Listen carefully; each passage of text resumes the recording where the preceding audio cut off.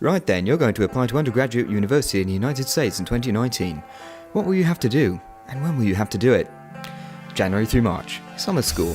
If you're an international student, you might consider applying for some sort of summer school program offered by a US university, and the deadline for that is typically before April, so you should start looking up the programs offered by schools you're interested in and see what they offer. They're definitely overpriced and unnecessary and will not make you a more competitive applicant, but many of my students have done them and it has given them at least some first-hand experience of studying a certain topic at the university level in the US. The TOEFL. If you speak English as a second language, you've probably been working on the TOEFL, and you should keep taking those tests periodically. My data show that the reading and listening sections are more predictive of admission success than the speaking and writing scores, so don't worry about the total score as much as those two sections. Some students take test prep classes to help with the speaking and listening, but my suspicion is that they're almost certainly not more helpful than just reading books and watching television. The SAT.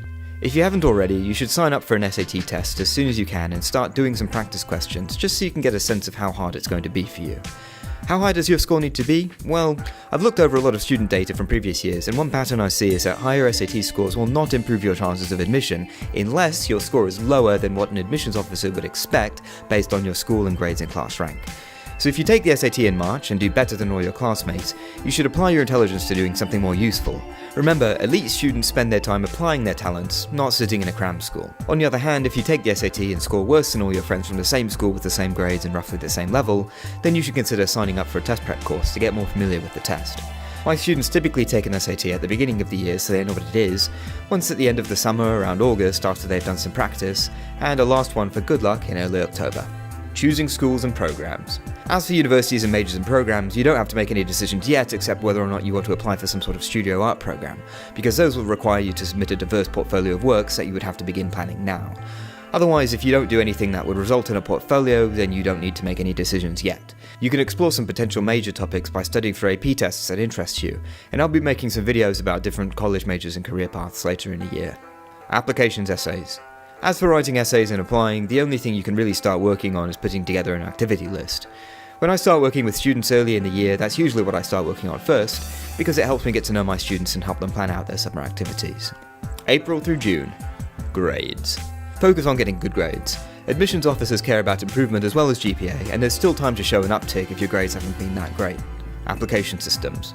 Sign up for the Common Application at commonapp.org and play around with it so you can see exactly what you'll have to fill in by the end of the year. It's easier to fill in than you'd think, and it will also make you feel better just to know what's coming. You can also sign up for the University of California application and the Coalition application just to play the field a bit and see what's out there. July through August. SAT prep. Okay, so you're off for the summer. What do you do?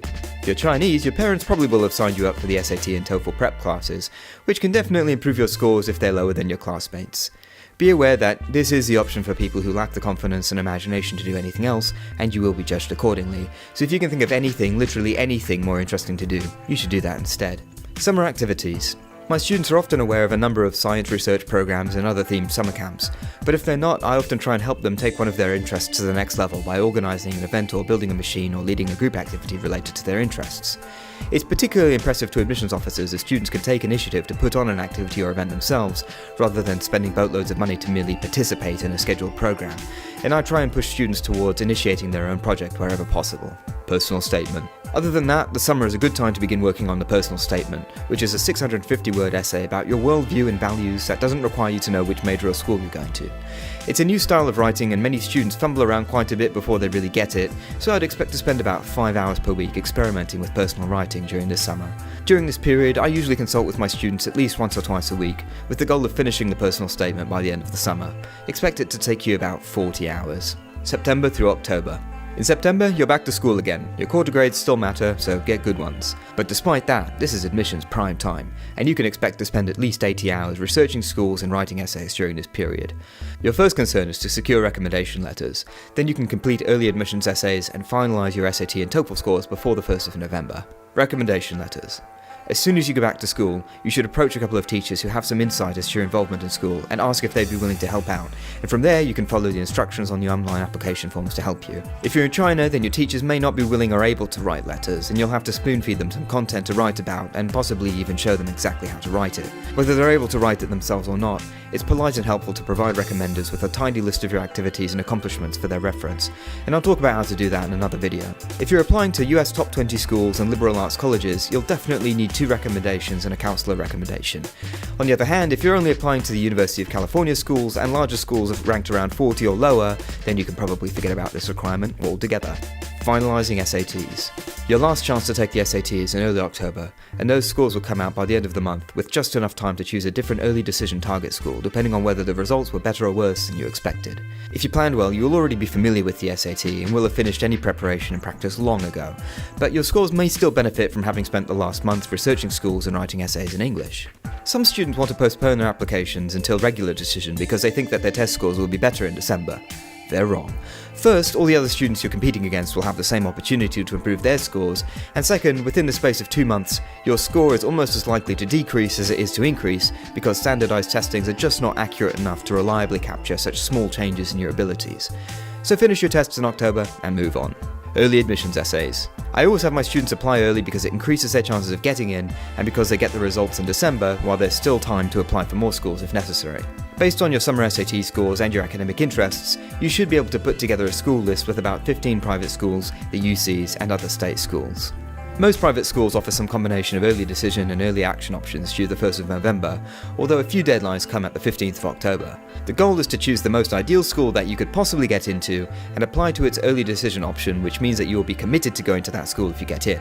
Then you could apply to the early action programs of most of the other private schools on your list.